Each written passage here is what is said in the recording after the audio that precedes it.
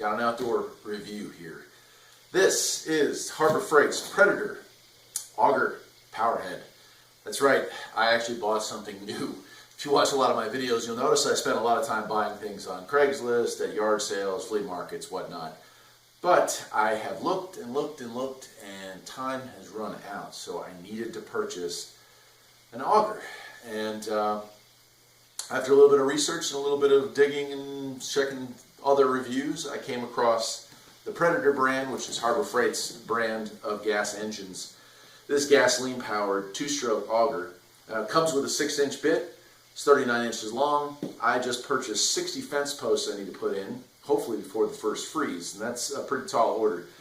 Yeah, I could probably do this with just old fence post hole diggers, but if I did that, I'd probably age my body about 5 years and maybe speed up that rotator cuff surgery that looks like it's looming.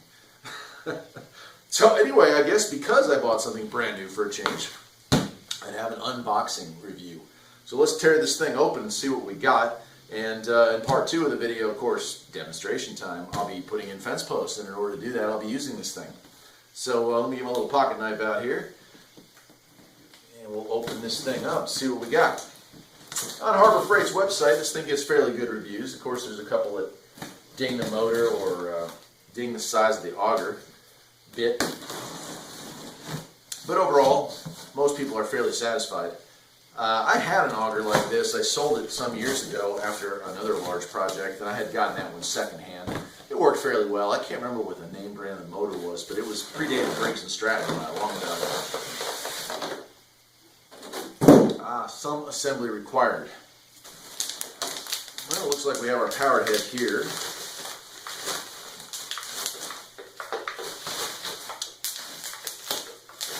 Smells Chinese. There we go. Nice little two-stroke motor. Looks like we have a throttle here.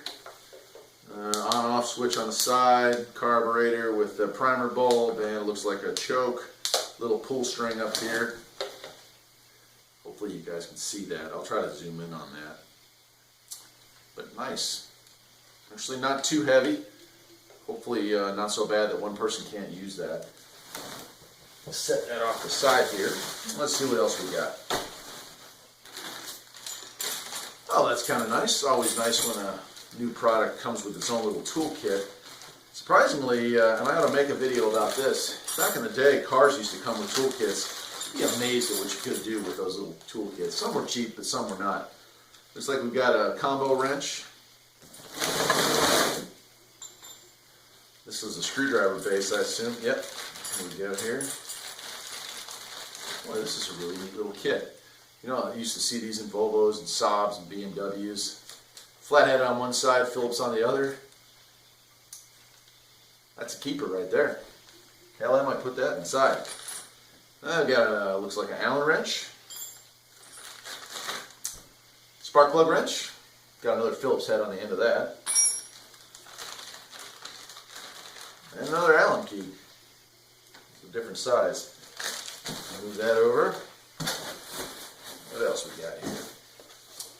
Looks like a bottle. Oh, that's really neat. You got a little mixing bottle here. Fuel mixing canister. First fill the gasoline on the scale marked.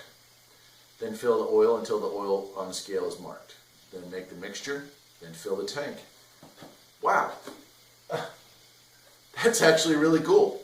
Now this is a 25 to 1, I think. It's really a heavy mixture. I don't know. Yeah, 25 to 1. Most of the things I own are 50 to 1 or 40 to 1. So that's kind of neat. I can mix it on the go and get it right the first time. What else we got here? We have our manual, Predator, 2 horsepower, 52cc gasoline-powered auger power head with a 6-inch bit. I'm curious to see if you can fit other bit sizes on this or if it's non-standard. I'll go through that manual this evening and find out. Lastly, we have our auger bit. Feels fairly stout, about like the one I had before. The last one I had was made in America sometime in the 60s. They had a lot of years on it. Construction looks fairly well. It's got a really nice, big, thick biting head here, which is good because I live in a pretty rocky climate. Yeah, that's a pretty nice looking piece right there. I think that'll work just fine. Got your cotter pin, that probably attaches too. Not bad. I don't know that there's a whole lot of assembly really required here. This just comes off. Wow, that's nice. They got a boot on here. Again, you can't really see it probably, but it comes pre-greased. Got a nice little sleeve on there to keep that from getting too mucked up. I'll go ahead and pull the cotter pin off and slide this on just so I can show you what it looks like assembled. But that really wasn't as much assembly as I thought there would be involved in this. You never know, Harbor Freight stuff, sometimes it's hit or miss. I'm not a huge advocate, nor am I a huge opponent of Harbor Freight. They are a necessary evil. We reap what we sow, and right now we're sowing a lot of Chinese goods. That's not to say Chinese goods can't be quality goods, just gotta do your due diligence, let's say. There it is. Now it says it's a one person or a two person. I'm sure it would be easier with two people, but it's not so bad. It feels like it weighs maybe 25 pounds, something like that. Got your hand controls, pull start, spark plugs right there, your on-off switch. There's your choke, your fuel mix. I can imagine this thing probably runs quite a bit of time on one fuel tank because it's not really working at high RPMs unless you're actually working at it. There it is, the Predator 2 horsepower auger power head. Available at Harbor Freight. I got this with a super coupon, which it only goes on sale like that a few times a year, but I only paid $159. That's not a bad price for something brand new. Name brand, obviously you're looking double that amount. I need this for one project. I need to put 60 fence posts in the ground. When I'm done with that, this is going to get resold. So this won't be a part of my life forever, much like the last one I owned. I just don't do that much work that involves digging holes like this.